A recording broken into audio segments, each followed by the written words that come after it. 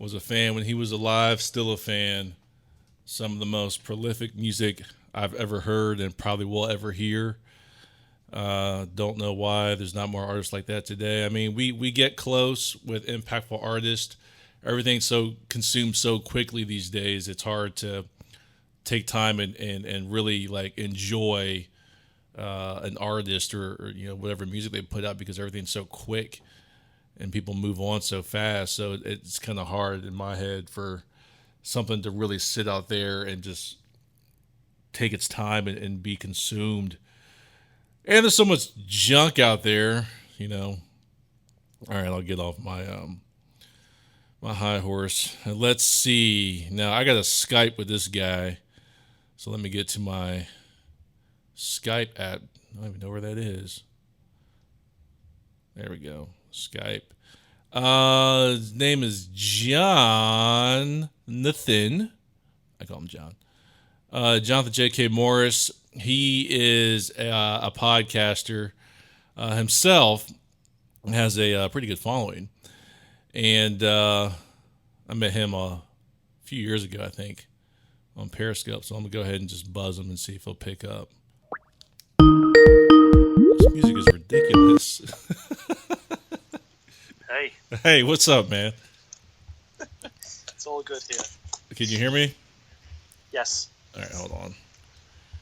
This Skype has this hilarious phone ring. I don't know if you've heard it. It's like this little jam. I was like, oh, that sounds awful. You mean the dun, dun, dun, Yeah. dun? You don't have that before? No, I've never heard that. Oh. Yeah. So it's just different from me? Yeah, I guess, man. I've never heard it. I mean, I'm never on Skype, so I how would I know? Can you hear me okay? Yeah, everything's good. There was a bit of echo at the beginning, but I think it just cleared itself up. Okay. Yeah, you're coming in pretty clear. Do you have me on speaker or anything? No, I've got you on my headphones. Okay. All right. I haven't ever recorded from Skype, so I just want to make sure I get this audio right. I got you turned up pretty loud here. And I think we're good. So I was talking a little bit, and we're live, by the way, like I said. Okay. I was talking a little bit. I said I got a guest on today from overseas. I didn't say where, so I didn't know if you wanted to give like a little introduction to who you are. I gave him your name and said you have a couple podcasts of your own because you're a big time celebrity. So, So I'm just choking on that. So yeah, do you want to go ahead and just kind of say who you are, let them know who they're listening to? Sure. Matthew said my name's Jonathan. I'm currently based in Hong Kong at the moment. You can tell by my accent that I'm not Hong Kongese. I'm from the UK, and I've been living here now for nearly 7 years. And actually, I should become a citizen next year and host 3 podcasts. One, I want to reference, obviously, hopefully in a discussion with you, because there's some episodes that might interest some of your listeners directly, because it talks about race a lot. But my podcasts are Loose Rants. That's more like a talk show about pop culture and things that just upset me and my co-host. Mm-hmm. Yeah. Hello from Hong Kong, which is the show about meeting somebody once a month in Hong Kong. And then the last one is like a zero-waste, environmentally friendly podcast, where actually it's more of a focus on trying to save you money. But if you manage to save money, then you're actually helping the environment. So it's like a twist, rather than just appeal to the idea that, oh my God, guys, you got to save the planet. It's actually just try and save your wallet. So it's okay to be self-interested if the payoff is that everyone benefits for free. Okay. And I know John. I've never met John in person, which I think is kind of funny. I've never met John in person. I only know John from this app called Periscope. And no one's heard of Periscope. No one's heard of Periscope. And like I was totally into it when it first came out, and I don't know why. I think it was like were they kind of one of the first ones to do like the live broadcasting from your phone? Yes. Were they the first, or was there somebody else? They they were basically the first. I mean, I remember even as a podcaster, I wanted to do I was thinking like how to host something like that before it even came out on the phone. It would have cost, thousands because of the server infrastructure and stuff like that. Yeah. So they were definitely the first. Yeah, and like for whatever reason, I found that fascinating because like I would broadcast. I drive a lot, so like I would broadcast while I was. Well, I probably shouldn't say while I was driving, but I used to join you on those drives. I know, right? Because I used to have a long commute from where I lived to where I worked, and it was nuts because like I could be here in Dallas and then you would be in Hong Kong,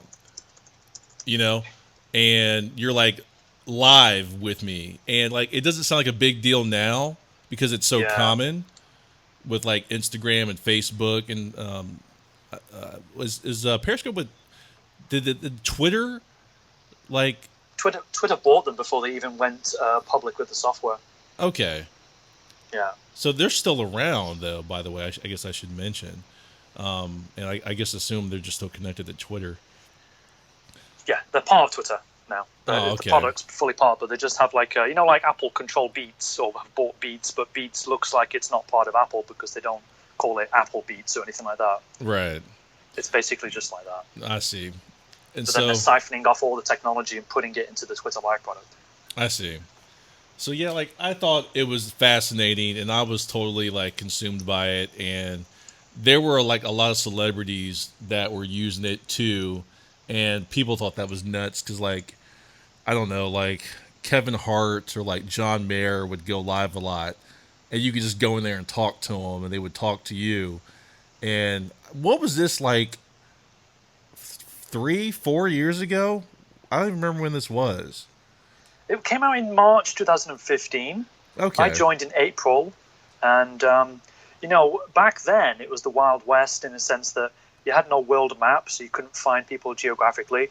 You just had this one main list, and if the viewers left, you just started up a new scope and got to the top of the list again. Very few people. In fact, there's very few people that I remember even going into 2016 that were still around and said, "Oh, I was here from the beginning." It seemed to be like the creators stuck around longer, and the viewers just left as soon as they realized there was nothing really to keep them entertained. Yeah, that was one of the reasons I kind of, stopped using it because I didn't see the value for me other than just to connect with people. If I just wanted to see what other people were doing in the world. I make this argument a lot, or I have this argument a lot with a lot of people where I was using the internet personally back when, before there was Facebook and all of that, right? Like I had a shitty website because I was selling music production and book publishing services for people. And so I had a website to sell my services, right? And then like MySpace came out. And when MySpace came out, like I kind of got real pissed because like all my friends had a MySpace page. And I was like, what the hell are you selling? Like, why do you have a website? And it like introduced this whole thing now where everybody's on social media. And so everybody feels like they have a voice and they have something to say. And that's fine, I guess. But like the market is just flooded with a lot of nonsense. And it makes it harder for, I believe, actually talented people and people who need to be heard or seen. Because I got like, some kid down the street broadcasting, doing some shit from his Instagram or whatever. And he's got like 1 million views because he's jumping off a skateboard into a swimming pool, So like that was one of the reasons I got off Periscope, because I was looking for like, how can this benefit me in business? Like, is there a way for me to make money off of this? And I didn't see any value there for me. I think in the beginning maybe there was, but the problem with Periscope still is that discovery is a major problem.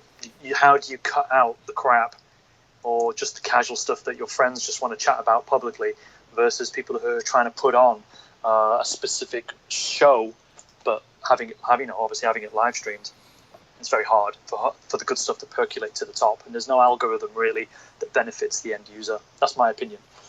Yeah. So me and John met on Periscope, and John was interesting because like I can't remember how many like followers you had on Periscope, but I remember it was quite a few. At least I thought so compared to like There was enough there for you to be impressed by me. yeah, it was like a couple thousand at least or something. I don't know. And I had like 15, right? And I would crack up because you were always in my Periscopes, and I was like, "What the hell is this guy doing?" Like, even to this day, I kind of laugh about it because I mean, it's not that I don't believe I'm having an interesting conversation. It was just a funny thing for me because you were always in there. You were always consistent. Even to this day, you like you said, you subscribe to my podcast now, and you've always kind of been around. And I'm like, I swear one day I got to meet this guy, like in person. There was some talk from you about coming to Hong Kong. Absolutely. A couple of years ago, yeah. My sister-in-law. But I think. No, go ahead. I was going to say I was just listening to a podcast yesterday about the ego, and it's how we manufacture ourselves because we think how other people think of us. So we've got to become what they think we think we are, and. I mean, I guess we're both kind of doing that in the sense that you are a person that I wouldn't sort of negotiate with on a daily basis at all, because I'm from the UK. There's very few black people in the UK in my neighborhood where I lived up north. Although it's different now. I'm back 2 years and there's loads of black people, which is fascinating. But then even in Hong Kong, there's far fewer black people. And if there are black people here, they're either rich financiers from the United States, probably black French, or they're from Africa. So they're from the motherland, so to speak. So it's very different. So then just to meet a casual sort of, happy-go-lucky American, it's just like, oh, this is interesting. This is different. And then, the conversations were always poignant, interesting. You always had to me anyway, you always had a deeper intention rather than just to say, hey guys, here's my car and let's just chat about this particular president, and but make it sort of very surface level, whereas you actually went deeper into it as you were driving. No, not driving, sorry. Parked and listening. Yes, that's right. Parked in motion.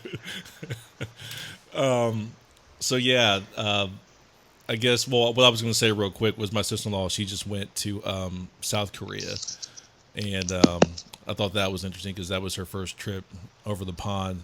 As I say, I've never been over the pond, so I hope to get over there one day and make it out to where you are. I really would like to, but we'll see how that goes.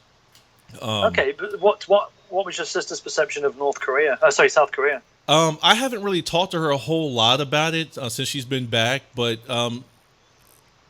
she was in shock most of the time, for what I believe, because you get these different things in cultures where the communication is, and me and you've kind of chatted about this, where the communication is just severely off, because you have things that Americans will do that British people won't do.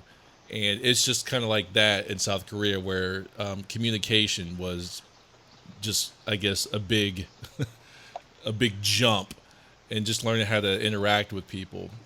But she said a lot of it didn't look too foreign. I mean, how foreign can you get, as far as infrastructure? You get buildings, you get streets, you get cars.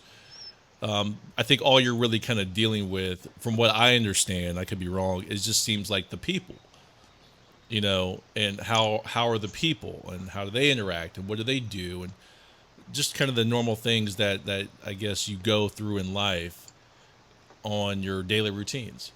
Does that sound kind of?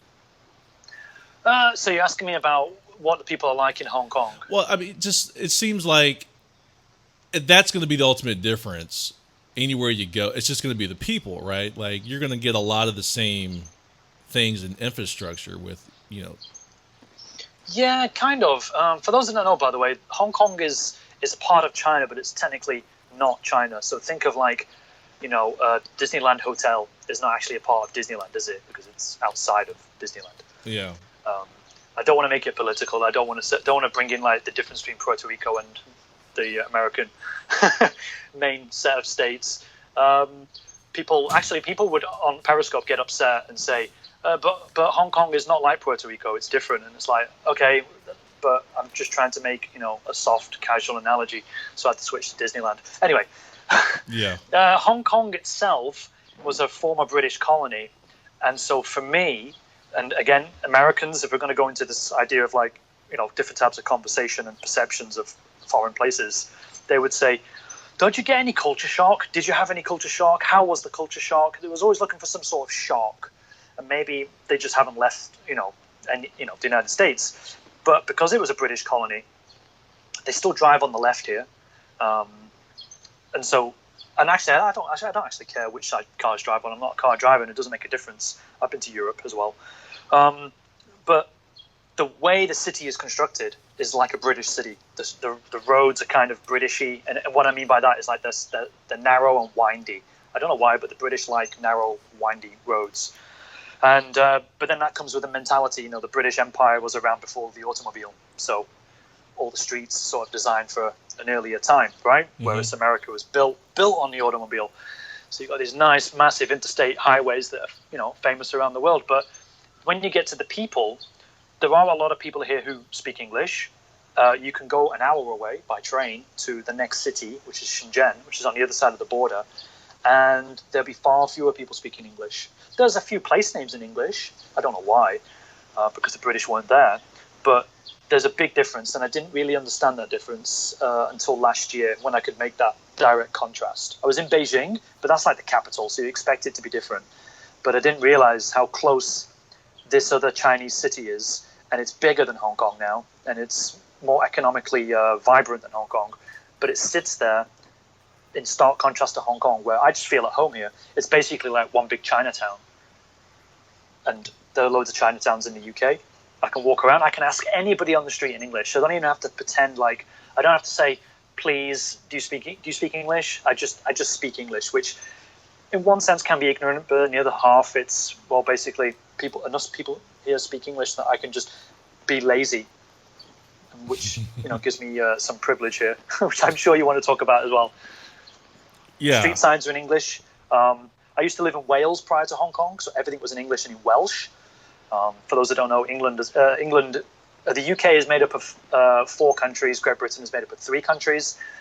Wales is one of the countries that's part of Great Britain, and they have 2 languages there. So coming here, and they've got 2 languages here, it doesn't, that just means I've got half a signboard to ignore, just like I did back in the UK. Shops are in English. Shops are either American as well. Starbucks. You can get Hershey's chocolate here. So it is truly where East meets West. But I'm just mostly on the West side of things. Sometimes I avoid some buses that I know don't speak English. If I need to break that down, basically we have double-decker buses here, like we do in the UK. Yeah. But there's these ones called minibuses. We also call them the death bus because the drivers all seem to have graduated from rally school. But they come in green top and red top. And the red tops, you need money, good old-fashioned, coin. But the green ones need an octopus card, so you can just pay with your little payment card. I never catch the red ones because I don't have cash, and I don't want to tell the driver where I'm going because he doesn't have a planned route. The green ones have a planned route. So I know what to avoid. I know how to sort of not put myself in an uncomfortable position. You're right. Now, before I get too far into it, I just assumed one thing here. I want to let the listeners know what your background is. In America, we would call you white. In Hong Kong, they would call me Guilo. Guilo, yeah. But it would translate as like foreign devil or foreign ghost. Okay. Because the white people are crazy compared to the Chinese here. Yeah.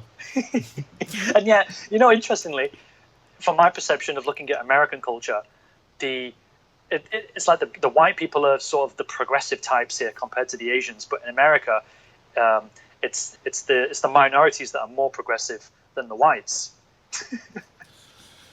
Yeah, that's a For whole me, nother looking at American conversation. culture, it's the black people that are basically the crazy devils, Yeah.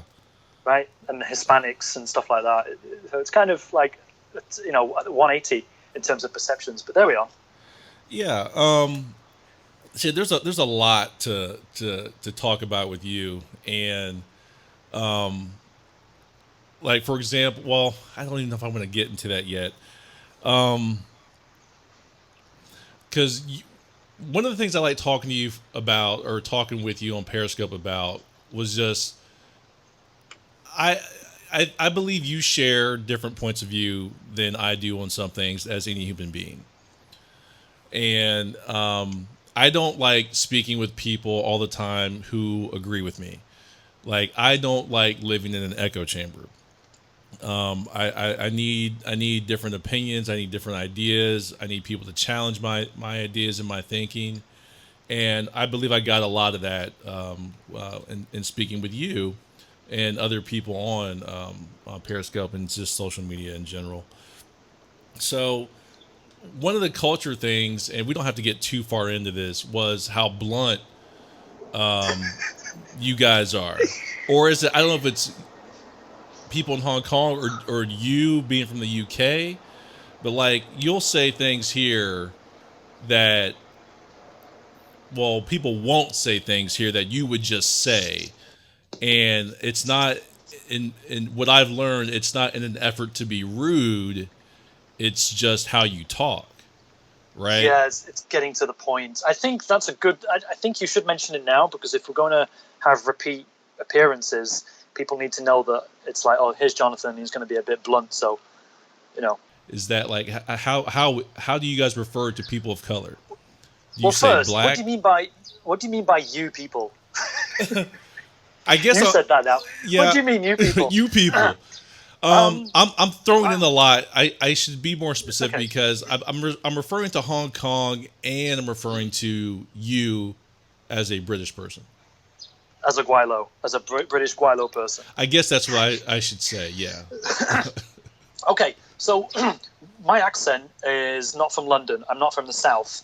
I'm from the north. And if you've ever watched Game of Thrones, it's perfect, because they say up north, those northerners are bitter and they're sullen, and they get to the point, whereas in the south they're a bit more, a bunch of fairies. And we kind of have the same thing. It's like George R. Martin, went to the UK and said, you know what, this is perfect. We've got this north-south divide, and these are the characterizations of British people, but on an international TV show. It's perfect. And so I grew up in the north of England, and we are just really blunt. British humor, while it's very satirical, it's also very insulting. So we're used to speaking in a way that can neatly, get around this minefield of like, well, how do I get to the point, and most of the time not be insulting, but also make a point that might be funny as well.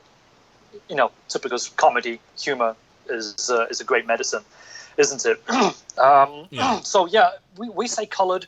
We say black people, we say Spanish people or Latino. We use them interchangeably, and no one gets upset. I'm not saying anyone's right or wrong, because it's all subjective. But it's an interesting discussion. There could be an interesting discussion where, like some Americans will come to the Hong Kong or come to Japan. I remember a guy getting upset in Japan, and he was like, "That fucking asshole," and his translator was like, "No, he means it this way," and he just immediately produced an outburst. And it's like, wait, but you don't understand the culture, because you're judging the culture from your perspective. So if you go somewhere else, you've got to be open-minded enough to look at it from their perspective, just as much as Hong Kong people don't say please and thank you so much in a transaction. They don't, in a retail transaction, or they don't smile. And from the UK, we always smile and say please and thank you, even though we're really blunt and insulting with humor. It's just one of those contradictions. And I came here in the beginning and was like, why don't they say please and thank you, or why don't they fucking smile? I'll get angry, and then it would just be obvious this is not how they do it, because I'm not living in the West. This is the eastern part of this culture, this mix. Mm-hmm. So I have a northern sort of mindset, even though I'm not from the north. My accent's from the north, and it just has just came to be. I think most people in the north are like this. On my podcast, Loose Rants, me and my co-host get into some topics that I wouldn't talk about here. It's just because we know each other. We've known each other for over a decade, and it's just our British humor or sensibilities or mindset. Mm-hmm. Yeah, but I remember you sort of being taken aback because you asked me a question, which I think we might get into again, but you asked me a question about my white privilege, which means something else here as it does in America, and you were like, oh, I'm not expecting an answer where you're actually telling me who is actually responsible for this white privilege or your ability to live here in a position of privilege, something like that. And you said that white people in America would be like, not sort of, they'll be playing up their own abilities more, whereas I didn't. I'm just saying, yeah, it's because of my skin. So Yeah, you were talking about a job. You said I got the job because I was white. Yeah. And I was like, what the fuck? Like, why would did you just say that? Okay, so we better clarify. So in Hong Kong, and I want to link back into something about career as well. I work in the education market. I'm an English teacher. And it's one of the few jobs that white people can do here. If you've got a bachelor's degree and you've got like either a little bit of experience or like a TEFL under your belt, you can come here and teach English, and they'll put out the red carpet for you, basically. But they, in the education market, are kind of, it's not a level of racism that you'd probably get in America, but it's based on race, but it's also based on like monetary value, in a sense that there is a perception here that white people speak the best English. Therefore, the parents want white people to teach English, and the education centers want their shop window to be full of white people. So it's a good advertisement for their international schools, air quotes, international schools. So, I came here, and within a week I got 2 jobs very easily. And even through word of mouth, people will ask me, "Oh, are you a private tutor?" Yes, I do private tutoring as well. I just get a recommendation and get the job within a week. It's very easy, but I know it's harder for people of color. And when I was working at my international kindergarten, the old boss lady, and if you've seen enough kung fu movies and you've seen an old boss lady, she's like that, but as a head teacher. And for some reason, she would hire black people. I'm not saying there's anything wrong with hiring black people, by the way, but she would hire them and then pick on them. And I never understood why. And the teachers as well would sometimes have this expectation that if Mr. Kuda could teach this and Miss Jam taught this, then their blackboards should be identical in when they're teaching the kindergartners. And it's like, hang on, but different teachers have different styles. But they literally expected one blackboard to be exactly the same as another one. And because it wasn't, and this teacher was making comparisons, she would go to the head teacher and say, Mr. Kuda is not doing it properly. And yet he was actually better than me. He was more qualified than me. And I was getting paid more than him. I was getting paid more than the Indian teachers as well, who also spoke English, who also had qualifications. I, at this point, didn't have a proper teaching qualification. I still don't. I have a master's degree, but it's not in teaching. I have a TEFL, but you can wipe your bum with a TEFL. Doesn't really matter. But I was in a position where I wasn't getting picked on. I was getting a pass on my mistakes. I was getting assisted support to get me through my learning part, learning process, learning scene. What's the word I'm thinking of? Just at the beginning, anyway, when I was learning it. Mm-hmm. And he was making the tiniest of mistakes, which aren't even mistakes, and I'm getting paid more. And then he had to leave, which was a shame. But then in the second year, they hired a black guy from Africa, and he could speak, and it was beautiful to listen to him. He could speak, obviously, let's pretend it was Nigerian, sorry. But he could speak Nigerian, English, obviously with a Nigerian accent, and he could speak fluent Mandarin because he worked in mainland China. Mm-hmm. And he didn't enjoy himself either, and he left before his first year. He wasn't picked on, he just didn't like it. But there was a perception, again, that he wasn't as good. And it just blew my mind because I've never experienced this directly myself, this kind of favoritism, or, some people probably listening now saying, that's racism, that's proper racism. But it's not fair in the education market for people of color, for black people, and even Hispanics. It's a strange place. even Chinese, the Chinese would be prejudiced or racist, whatever the word is, towards their own kind. So it's not just about giving privilege just to white people. It's looking at all the races and saying, we want white people because of this colonial mindset that probably still exists here, and anybody else isn't capable of doing it to the same degree. There's a lot there, isn't there? Yeah. I mean, I don't even know where to begin. Let me go into detail about the Chinese people, so that if people have got these perceptions, I don't know, if they're looking at it from what they know, let me just explain a little bit more about how the Chinese are racist towards the Chinese. Now, we have to clarify, this is from your perspective. Yes, this is from my perspective, and obviously speaking to the Chinese staff involved in this particular incident. Now, obviously, this is just one anecdote from one kindergarten, but I understand how the education market works here, and it's pretty common in a sense that if you have a Chinese person, let's say, and this particular person was from Boston, and her Boston accent wasn't thick, so she wasn't like talking how they speak in The Departed, teaching Chinese kids how to speak with a Bostonian accent. But she was fluent in English and Chinese, which to me, if you want to educate your own children, and especially at an international school, you'd want them to speak fluent Chinese and fluent English. Who is the best person?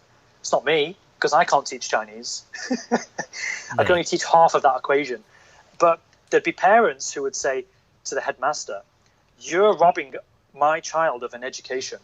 We want an English teacher. And so this particular teacher was restricted to teaching, say, kindergarten level 1s, which is like 3 to 4 year olds. She wasn't allowed to teach the 4 to 5 and the 5 to 6 year olds at kindergarten because the parents would complain because they felt cheated. And yet the irony of this is that they're sending their children to an international school.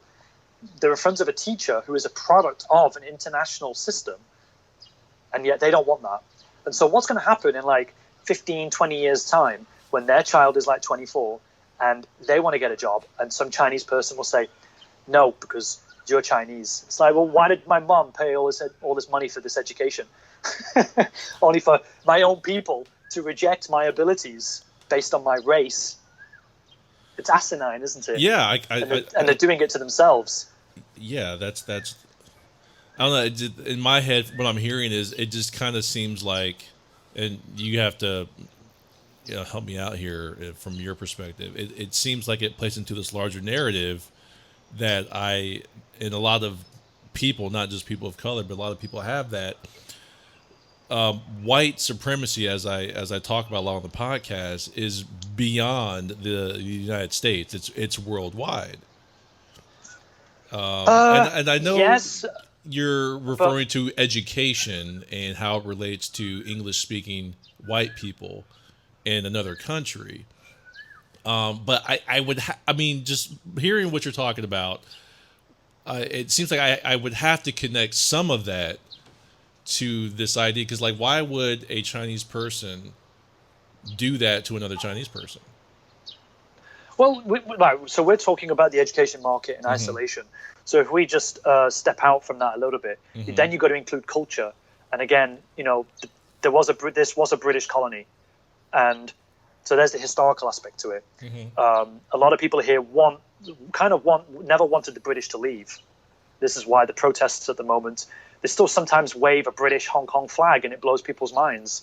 And it's like, but you never had, you had better freedoms under the British, but the British just left the Chinese people alone. And obviously they only want what they previously think they know they had, which was the British occupying them or looking after them, air quotes, whatever word you want to use. And they don't want the alternative, which is the mainlandization of Hong Kong, which is bringing Hong Kong into the mainland, communist mainland.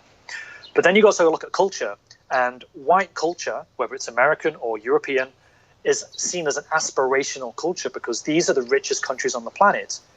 And China is coming out of poverty. Even in China, they use white models, they use white people to advertise products. I could go to somewhere in China and somebody could say, right, if you wear this suit, read this script, you can be the spokesperson of our vacuum cleaner company. And it's a common thing, and white people go there and pretend to be, players in a larger corporation because Chinese people will listen to the white people when they're speaking. I mean, well, see, Huh? it sounds like you're kind of talking about what I'm talking about. It's like you said. Yes, yes, but that's in China. They don't do that here because the white people are more. It's more common here. At the same time as holding people up to a standard, I don't get my picture taken here. People aren't like, oh my God, there's a white person. They don't have that. So in some respects, we're just normal people. But in the education market, it's hyper focused on getting their children the best possible education because of the money that they're paying. Because Hong Kong is so expensive. There's so many billionaires here, and they want the very best. So that's what they're demanding. But in China, black people, there is a website, and I forgot it, but there's a website dedicated to black people where there are black teachers in China who can speak Mandarin, by the way. And there were like roundtable discussions. There was a YouTube channel, and they were talking about the perceptions. And, they're sharing their anecdotes. And there were American black people, by the way. And I might be talking about it in a way that could be upsetting or extreme. But from their perspective in China, things are probably better. Hello? Yeah, you said they're better. How do you? I mean, you just gonna stop like better because. Well, again, I can't remember the website, and it's not fair, but it's out there. And they will talk about the, say, perceptions of race. They will make it more about race, where I'm not convinced, and I think this is where we have a difference of opinion, and we can get into this later at some point. But I don't believe all these choices that people are making is based on race, whereas I think if I remember correctly, you think it is based more on race. Yeah. Because part of me thinks it's about class as well. Yeah. And Hong Kong certainly has like a class system in place. Yeah, and maybe because we're about 45 minutes in, I don't want to jump into that now, but that is something that I definitely do want to talk about with you because it's a little taster for next time. Yeah, because in the brief conversations that we've had about it, I don't think that I hear you saying race is not a problem. You're saying you believe the bigger problem is class. Is that accurate? I think it's a mixture, but I think a lot looking at what happens in America, and again, this is for another episode. I think everything is viewed based on race, and looking at it here, looking inside on American culture, I don't think it's race. And I actually follow a lot of black people on my Twitter. I specifically did that to understand, obviously, the minority aspect to this conversation. And in my Twitter timeline, there are black people who say, "But it's not about race." I don't want to get into any more. We've got to save it for next time, haven't we? But I'm listening to them. I'm listening to the voices of those who are most affected. So I'm not sort of coming at it with my own independent point of view. Yeah. I'm saying, you know what? I agree with these black people. It's not always about race, but things are so hyper-focused. The media intensifies certain things, and we can just easily slip into this idea that it was based on race. Yeah. Especially when there's white people who will vote against their own interests, but it can be seen as a racist decision, and yet it's a class distinction that they're unable to sort of pass out. Yeah, so that's definitely something I want to get into. Because I think that's an interesting conversation, and like I was saying, I'm open to having these kind of conversations with people because, and I think it's also. No, I think we should also point out that what you just said, I don't see a lot of people do, just generally speaking, not just white people, but everybody, where you're saying you're listening to the other point of view. You're not just saying, hey, this is what I think, that's it. You're saying, I have these opinions, but I also want to hear what these black people are saying. Because they are directly affected by these race issues. So it sounds like you're willing to go there and have an open mind and hear other points of view, which I'm a lot of people by Chinese people. A lot of people don't do that. Everything's so tribal. So it's I think that's a good thing. Yeah, and I don't adhere to tribalism think. I try to sort of step out of, we can briefly mention Periscope again, whereby I was upsetting the people on Periscope, the actual support staff, the developers. I was upsetting them because of my views. And then it got to me, hang on, but just because you're white and I'm white doesn't mean we should agree with each other or we're the same somehow. I don't agree with that. And I was told, because I caused a bit of a problem on Periscope a few times, and people were getting upset for my views, and they were coming from this San Franciscan, mindset where everyone should be polite and kind to one another. And I said, no, fuck that. If you're being a dick, then you're being a dick. There's no ifs or buts about it.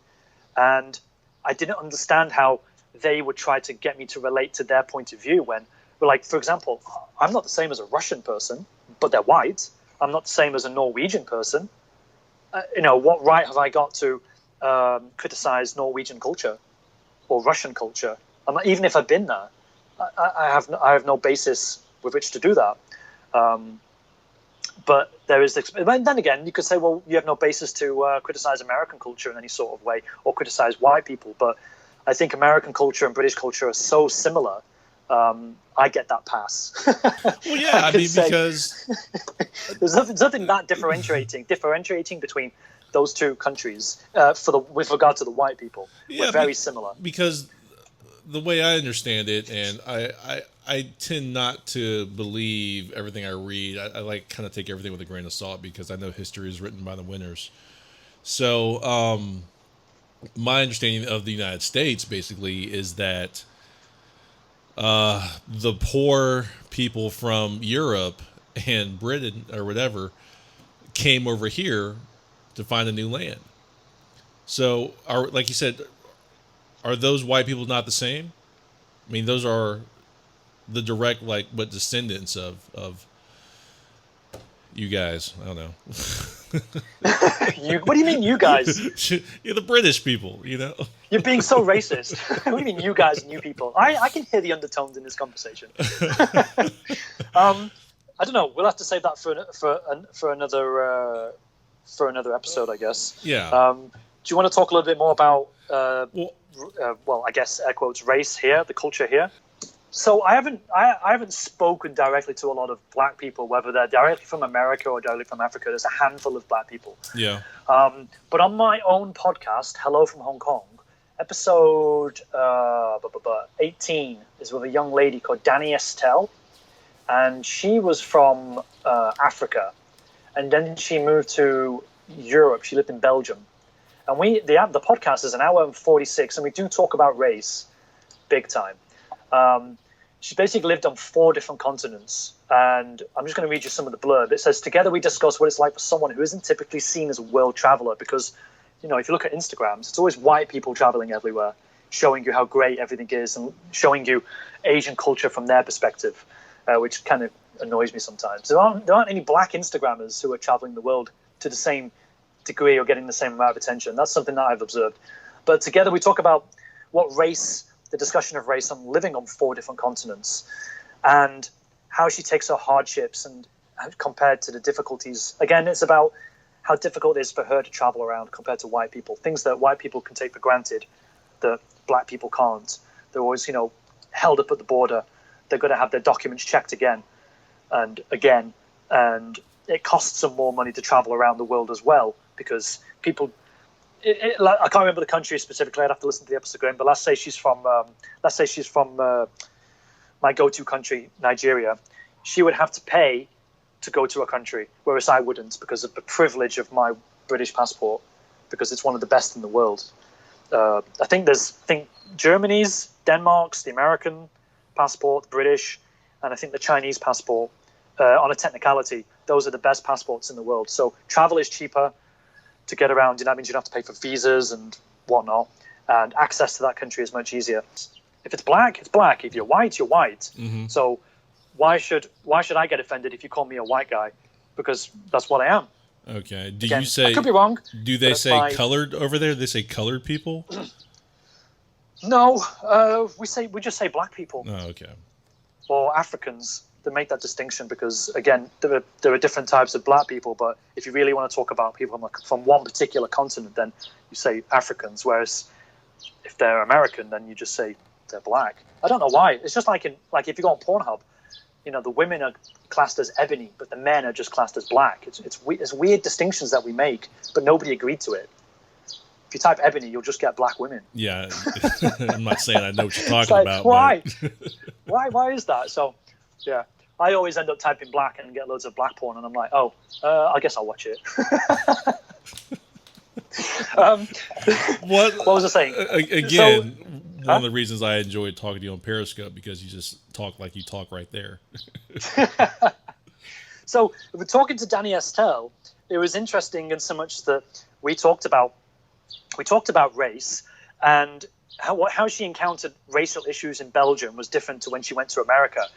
And then there were people in America, black people in America, that were like, Danny, you've got to get in on this particular thing, whether it's like making a protest or making a statement against white people.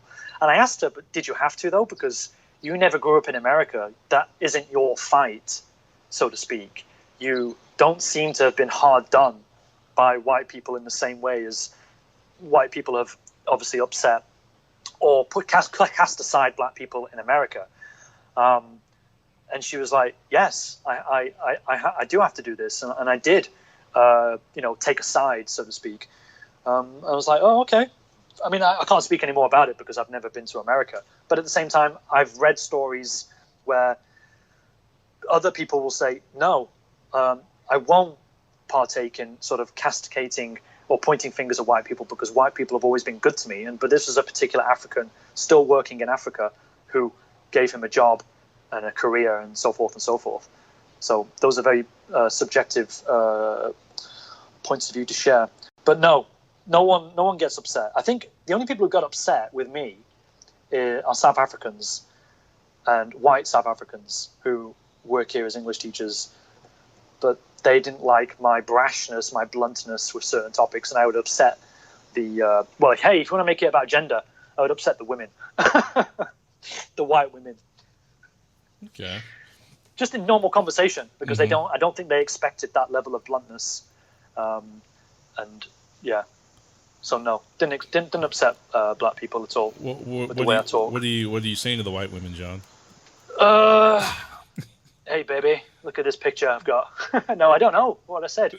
Some of it was politics. Like if you fall out with one woman, then the other women will take her side.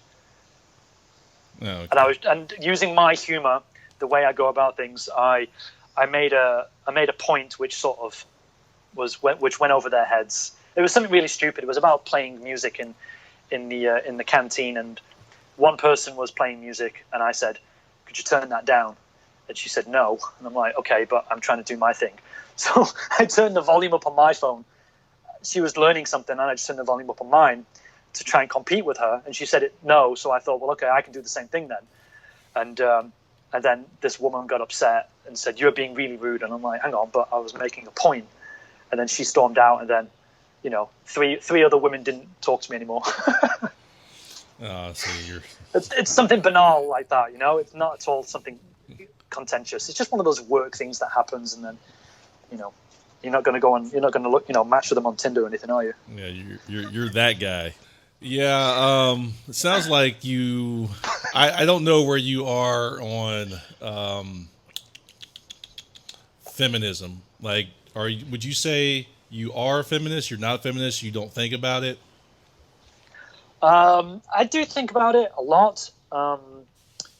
But if people are screaming for equality, then I think they should be given equality, actual equality. You should give it to them. And but then I know in America there's this extreme left sort of movement to give women privileges over men or at the expense of men, which I don't agree with. I believe in pure equality. So if I listen to them and they say we demand equality, then I agree. If they want equality at the expense of someone else, then I disagree. But if they're saying women are just as capable as men, then I say, well, give them that job, but don't get upset if you can't do the job, because I know we are physically different. We're physically different in different ways, to the benefit of one gender to the other. But then to start talking about, well, women don't get paid as much, and so we should get paid the same as men. But then it's like, well, the general line is that women are not being paid. And it's like, well, have you looked at the breakdown of, say, the pay? of men versus women? Are there female oil riggers? Are there as many women in the military, regardless of whether they're allowed or not? So, okay, let's open up the military to women. Can they do the same frontline services as men? Are they going to go work on construction to the same degree as men? Are they going to put their lives in danger like men do?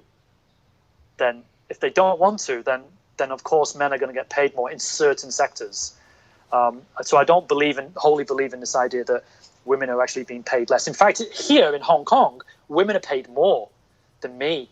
I actually are the minority.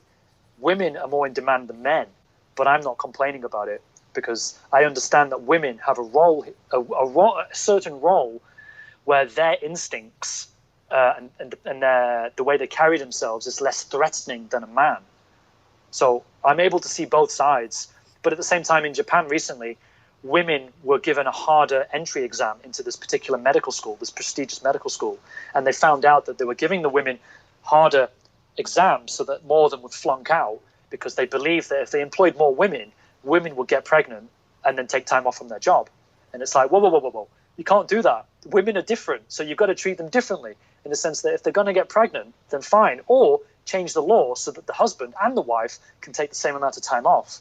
There is this belief that men can stay at work and not get the same enough, paternity leave? Maternity? I can't remember which one it is for men. Paternity or maternity? I have the same question. I don't know if it's maternity or paternity. You should, in some European countries, I'm jumping around a lot, but I'm trying to just basically explain that I take a very, I hope, centered equality view on feminism. So in European countries like Finland, I think, or Sweden, men and women get the same amount of time off if they have a child. So then you can't get upset. You can't discriminate. Whereas in Japan, obviously, it's a very male-dominated culture, just like Korea. So does that help with explaining my views on feminism? Well, I got a few questions. To them, but acknowledge that we are different, and so there are different outcomes. So one of the questions I have is, so you were saying earlier that you've heard, I guess, in America that women want some rights at the expense of men or more rights than men? That's what I'm reading about. That's what I see on my Twitter timeline. The perception is that the women are demanding, or people on the left, are demanding certain things at the expense of men. Do you have anything specific as to what that is, or is I wasn't expecting to talk about gender, so nothing comes to mind at the moment. So that makes me look like a douche. No, well, because the policies, like the policies at Google, where that guy they're trying to bring more women into the IT sector, and there was a guy who produced a thesis and explained how to do it, but at the same time he outlined the differences between men and women, and he got fired from Google and he tried to sue them, and they basically said he was being discriminatory towards women, but whereas he was actually pointing out the psychological distinctions between men and women and why women weren't opting or volunteering to get into the tech sector. And it wasn't because so much of this bro culture, it's because men and women think differently. So they're trying to force women into the tech industry by discriminating against men. They're actively trying to not hire typical white dudes at the expense of others, including colored people as well, which I don't have a problem with because I don't, that to me is different. Well, see, the question I would have with that is, like, who's writing that report? Is it a white guy writing the report as far as the distinctions between men and women?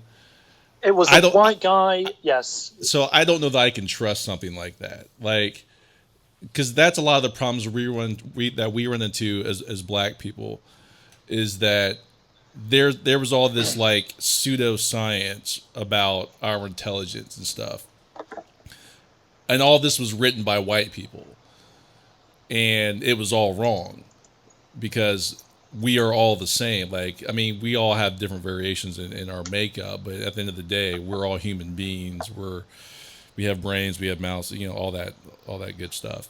Sure. So when I hear something like that, like it's a white male or a man of any ethnicity writing a report about how women are, that's one of the problems that we have here in the United States. So I don't know that we're having like because I'm not familiar with women here demanding more rights than men.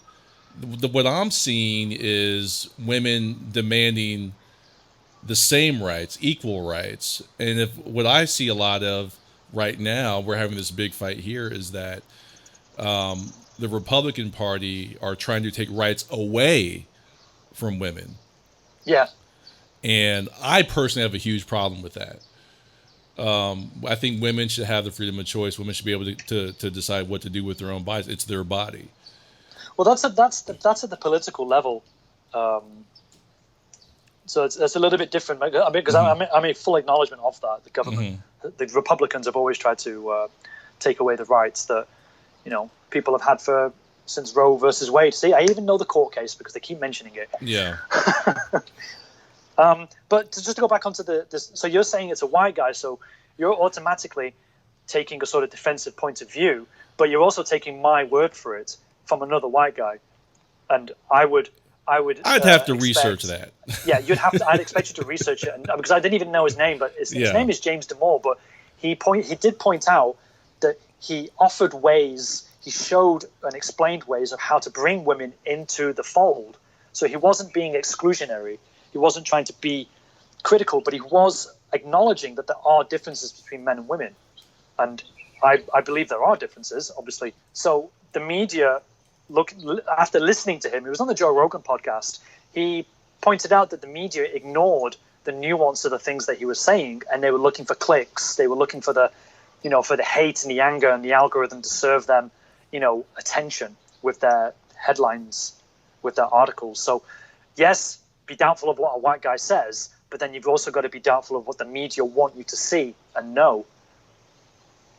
And then there was a press conference or some sort of seminar with the same guy and a woman who was a biologist, and she was on his side explaining that there are differences between men and women, but there is this belief in America that there are no differences between men and women. We're exactly the same, and I just don't believe that. Well, this is that's the fundamental takeaway. This is what I believe when it comes to men and women, and I approach this like I approach any topic. Where's the information coming from? And, what's the motive behind it? Is there any motive behind it? Are there differences between men and women? Absolutely. Right. I've seen women who are stronger than some men. I've seen men who are stronger than some women. Right. So I'm not going to be quick to say what a woman can and can't do, because I know some women that could kick my ass. I agree. So that's why I say give women equality. Let them decide. Yeah. So that's kind of like my approach. So if and I don't want to put words in your mouth. This is because I'm talking a lot from what I see here in America, more so than that's going to be my perspective, more so than what you're saying to me. Because I may be misinterpreting some of the things you're saying to me. But like I said, that's all going to be based on my American point of view. And what we're hearing a lot and what we see a lot here. And just let me say for the record, these are my personal opinions. I'm not a Democrat or Republican, if we're being honest. I would have to be an independent. Do I vote Democrat more than anything else? Yes, because Republicans are trying to kill us. So I'm very skeptical of information that's being provided to me. I like to see where the information is coming from and why is it being given to me the way it's being given to me. So if somebody tells me, what women can and can't do, I have to approach that the way I approach, people coming to me and saying what black people can and can't do. A lot of the misinformation in the United States, and I'm speaking from my perspective, has come from white people, predominantly white men, because they control everything. They could, like, what industry I don't know that you can point out one industry in the United States that's run by a person of color. We're talking like banking, the home market, energy, like there are white people at the head of all these industries, education, you name it, the government. Like we have one black president, right? And one orange one. That's bananas. So I'm just saying all that to say, you know, when I start hearing things like what people can and can't do, and that information is coming from white people, I'm always going to be like, I don't know about that. Yeah, there's a couple of podcasts I listen to where people who are hiring for jobs, you know, if they see a CV, a resume, we call it a CV or curriculum vitae. We like to go Latin in the UK. They will subconsciously cast aside, you know, the CV with the word Shakisha, you know, some sort of black name in the name of the resume, and you know, yeah, they'll cast them aside. They'll just subconsciously say this person's black, and then I can't hire them because they might have an issue. It's their perception of black people, and the person hiring is white, and then they see this other CV and it says Tom, and it's like, oh, Tom, yes, okay, that's enough for them to look at the CV. I see. If you've come across that before, yeah, that's some of the things I keep hearing about as to why black people aren't being hired in certain jobs, because they've got like a name that they might think, it's difficult to pronounce. Oh, it's a black person. I'll give this one a skip. Yeah, I hear what you're saying. Yeah, that happens all the time. Yeah. Here, though, just to bring it back to Asia, because I feel like we're jumping around a bit, if that's okay. Because I would love to talk about this more, about my view on what American culture. We can get into that. Is that okay? Yeah. Okay. But like I say, if you're black and you're being hired for a job here in the education market, then you're going to be at a disadvantage. But in the world of finance, in the Western corporations that are here, there are black people who are making money, making bank, and they're in a position where they can live on the island. For those that don't know, Hong Kong is part of the Chinese mainland, and it's partly a group of islands as well. But Hong Kong Island itself is seen as like the Western. They call it the light side. They even got a Star Wars reference there: the light side and the dark side. Kowloon is seen as the dark side. So if you're a dirty scrub, that's uneducated or less civilized, that's where you go, so to speak. It's kind of a dangerous reference to make in some respects. But I was in a jazz bar one time, and there was a group of black people who had the private function room, and I was interviewing a jazz artist, but I had to change in the private function room, which is a bit weird. Just my suit was there, and my camera gear and stuff was there, and I could hear them speaking English, so I knew they weren't African black people. And I said, "Hey, where are you from?" Because one of them was away from the main group, and he said, "Oh, I'm from Chicago," and all of them were basically from Chicago, and it blew my mind that there was like a little subculture of black Chicagoans. I don't know, what do you call them? What do you call people from Chicago? Like Boston has Bostonians. You have New Yorkers. What are Chicago people? To be honest, I don't know. We just say people from Chicago. That's racist. Okay, Chicagoans then. And and by the way, I coined that term. The white guy coined the term for Chicago people. And I was just blown away by the fact that they were all working in finance. They had their families here, and I could meet a group of American black people here, but from a part of the world I'll never go to, and they were in a private function room, basically, you know, sequestered away from everybody else, but in the opposite way that maybe black people have felt or have known about. Do you get what I'm getting at? A little bit. They're in a position of privilege because they're away from the main parties, and they've got their own private function room because they could afford to pay for it, and they're in high earning positions because they were working in finance, so they could transfer over and work here and have no problems. I mean, I don't know if we can say no problems. We have to ask them. Okay, fewer problems, but on a surface level, compared to those in the education market, they weren't you know, in any sort of difficulty, and they were enjoying their life. So let me ask you this, and we can wrap up on this, because I know it's early morning where you are. It's 8 a.m. here. 8 a.m. It's 7:11 p.m. here. I wanted to ask you. This is a very broad, general question. How is America viewed right now from your guys' perspective? And by that I mean, what Guilo? I don't know if I should be saying that word because I don't know what that really means. I mean, I trust you telling me. Honestly, it means foreign devil, foreign crazy ghost, or crazy devil, or foreign devil. Honestly, it means that. But if you're a woman, then you can't be called Guilo. You're a Guaipo, because they have words based on gender for some things here. So you're a Guaipo if you're a white woman.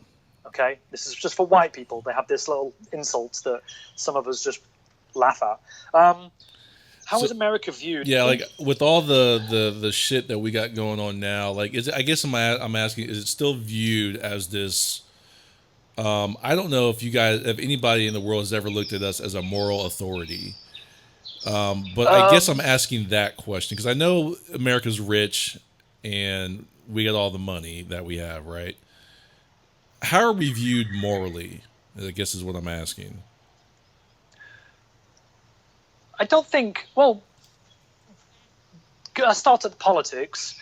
There are political personalities here who go to America to drum up support for certain initiatives. So Marco Rubio actually gets his name a lot, mentioned a lot in Hong Kong because he is standing up.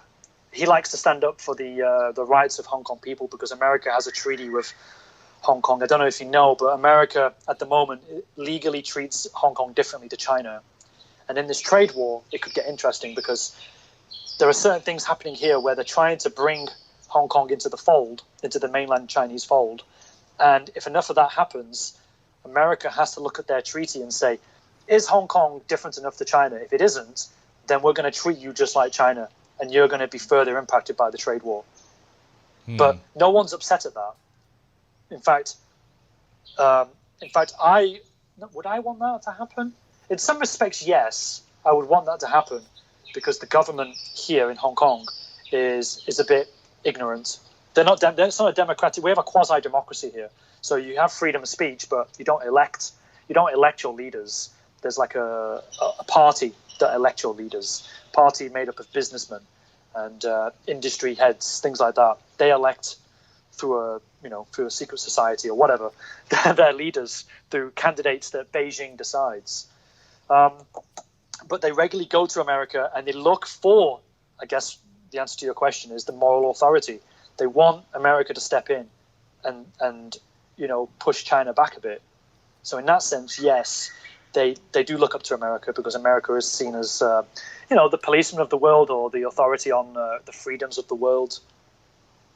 That's the short answer. Okay. But I have a lot of Americans who come here and say, Americans on Periscope who used to ask me and say, is it safe for Americans here? Which always blew my mind. Is it safe for Americans? Like, just Americans. I mean, I don't know how if I came to Hong Kong again, would they be able to distinguish me from an American if I didn't open my mouth? And then would I be in greater danger if I didn't open my mouth and say, no, I'm British, don't kill me. Whatever, don't mug me. Hong Kong, as with the rest of Asia, I think they have the safest cities in the world. Americans have no fear to being here.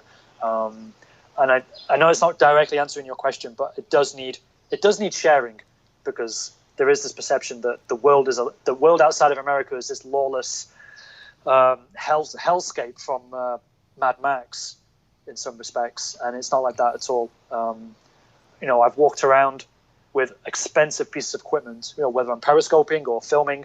Nobody cares. Nobody will steal from me. There are some dangerous areas, but relatively speaking, to me, they're not dangerous because I grew up in a more dangerous place back in the UK. But then, relatively speaking, if you're an American and you came to my part of the world where I lived, you'd say this is bloody Disneyland, right? So it's wholly subjective, but there is this perception that it's an unsafe place for Americans, and it's not. And again, it goes back to this idea that Western culture is seen as an aspirational culture. So they want the Prada handbags, they want the Apple computers. We have 6 Apple stores in Hong Kong for a population of 7 million. but we do get a lot of Chinese tourists. Western brands are revered here, at the expense of their own brands. Again, it goes back to this idea of perception of value. This is why I don't believe it's always about race. If there's a Hong Kong person who's making something local, maybe the white people, maybe the Western people will be interested in it because they want to experience something that's local. But the Chinese Hong Kong people will want something from abroad. They want something from France. They want something from America because they want to sample that international cuisine or lifestyle. So there's that contradiction as well, that when you're here, you want local. And if you live here, then you want international. And so what is the best place to get your products from? Well, it's America. It's from Western Europe. Yeah? Okay. Yeah, I mean, it kind of answers my question. But I was just personally curious about that. So yeah. People have actually called me out when I was with my girlfriend, my Chinese girlfriend, and they've actually said, "Oh, are you from America?" That's the first thing they do ask. So America is on their minds. They never assume, "Oh, are you from the UK?" I don't know why. They always think I'm American first. It's more in the subconscious. Yeah. America rather than Britain, even though we used to be a British colony. Yeah, I can see that. A lot of shit going on here. Not that shit's not going on in other places. Okay, so yeah, man. Like I said, I want to wrap up with that so we don't get this going on too long, and then we'll see if we can go ahead and get into those other topics. Okay, can I share my Twitter if people want to contact me directly? Go ahead. Yeah. So I am on Twitter, only Twitter, because it's the best social network, obviously. Jonathan JK, basically, at Jonathan JK. And tweet at me if you want. I'll put your Twitter handle on the video. I'll just grab a picture, like your Twitter picture, and I'll put it up there as well. Cool. And if you want on my podcast, it's just at jonathanjk.com. Everything's on brand. Jonathan JK. Jonathan JK. I got you. Okay. Thanks. Well, I appreciate it, man. Thanks for taking the time to speak with me this morning. No worries. I'm glad we could do it because we finally got the time zone thing worked out. Oh, that was my fault. No, it's okay. Okay, no man. I appreciate it. Thank you so much for coming on, John. No, thanks for having me. Okay, I'll talk to you soon. Okay, take care, Matthew. All right, you too. Bye-bye. Bye-bye.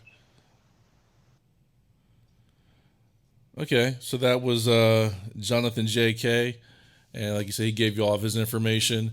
I will start saying with my guests, because I feel like I don't want to get into trouble, because I'm not going to have guests on the podcast that always agree with me and share my point of view. So I want to make it clear that my guests' point of views are their point of views, and my point of views are my point of views. And if you listen to the podcast, you know what my point of views are, and I will debate topics on the podcast with my guests that I don't agree with, and or have questions about, because I don't want it to appear that I'm co-signing opinions that I may not agree with.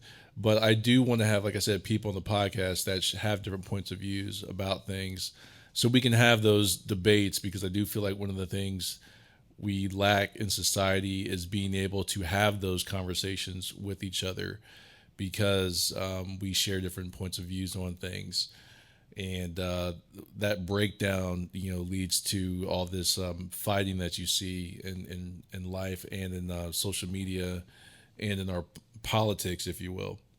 And so I need to be an example, lead by example, and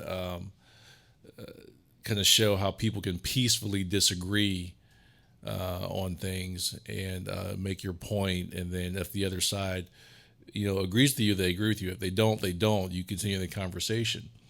And maybe something comes from it, maybe something doesn't. I don't know. But I think the beginning point is having that conversation. And I think that's where you start with a lot of issues, is just start talking to each other. I think communication is paramount in any relationship, whether that's personal, business, or just people in life. You have to be able to communicate with each other, because if you can't communicate, then there's a big breakdown, and it leads to all other kind of problems. All right, I'm going to go to my playlist, or actually just my songs to hit shuffle, and hopefully something corny comes up.